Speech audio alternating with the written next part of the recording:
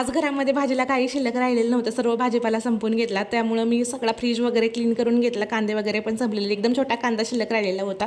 भाजीला काही नसल्यामुळे मग मी एकदम राईस आणि कढी पकोडा त्यासोबत पापड वगैरे बनवले.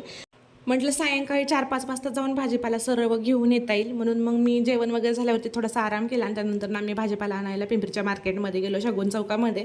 एकदम स्वस्त भाजीपाला भेटला, पण त्याच्यापेक्षा स्वस्त तुम्हाला जर पाहिजे असेल तर तुम्ही मोशीच्या मार्केट ॲडमधून घेऊ शकता. तर पहिल्यांदा मी 5 लिटरचा हँडवॉश घेतलं, एकदम 4-5 महिने जातो. कांदे घेतले 5 किलो, स्वस्त भेटले म्हणून 5 किलो घेतले. लसण पण स्वस्त होतं, त्यामुळे लसण असताना सुद्धा मी घेऊन आले. बटाटे, टोमॅटो, काकडी असे सगळं काही 1 किलो घेऊन आले. लिंब तर लागतात म्हणून पावशेर लिंबू घेऊन आले. स्वस्त भेटले, 30 रुपये पावणे होते.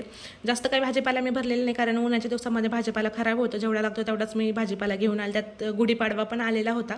म्हटलं गुढीपाडव्याच्या दिवशी तर यांना आमरस आणि पोळी खायची, म्हणून मी काही जास्त भाजीपाला भरला नाही. अशा पद्धतीने पूर्ण भाजीपाला भरून झाला. तर व्हिडिओ आवडला असेल तर चॅनलला नक्की सबस्क्राईब करा.